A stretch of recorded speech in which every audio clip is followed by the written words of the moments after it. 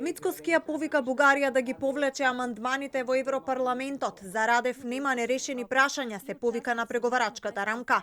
Откако бугарскиот председател вчера негираше билатерализација на македонскиот пат кон ЕУ, премиерот Мицкоски му одговори со поговорка и порача: помалку слушај што зборуваат, повеќе гледај што работат. Очекувам бугарските членови на Европскиот парламент да ги повлечат амандманите во кои што бараат македонскиот многувековен идентитет и јазик да се додефинираат со зборчето сегашен или презент и во рамките на европскиот дух да биде усвоен тој извештај, а потоа и патоказот за малцински права кој што многу скоро ќе биде на дневен ред, така што ете имаат можност да ова што го зборуваат и на дело го покажат.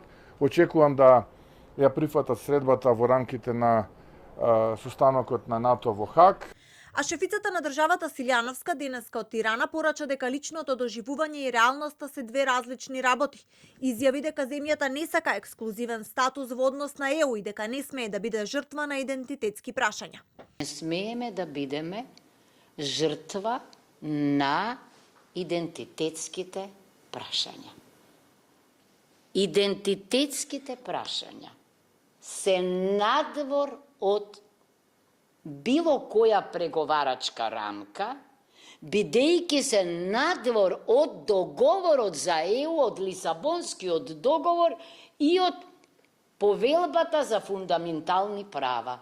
Радев вчера на заедничката пресконференција на процесот за соработка во Југоисточна Европа со Силјановска и албанскиот председател Бајрам Бегај одговори на ставовите на македонската председателка за билатерализација и злоупотребата на вето. Но искам също така да ви уверя, госпожо президент, че тук не става въпрос за нерешени двустранни отношения.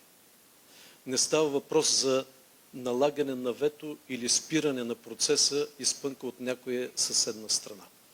Напротив, на всички е ясно, че от Европейският консенсус от 2022 година става въпрос за вътрешни предизвикателства, свързани с правата на човека и върховенството на правото.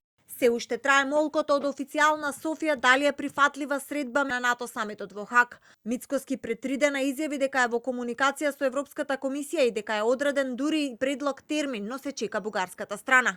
И додека македонската влада чека, Желјаско веќе ги посети Австрија и Советна Европа.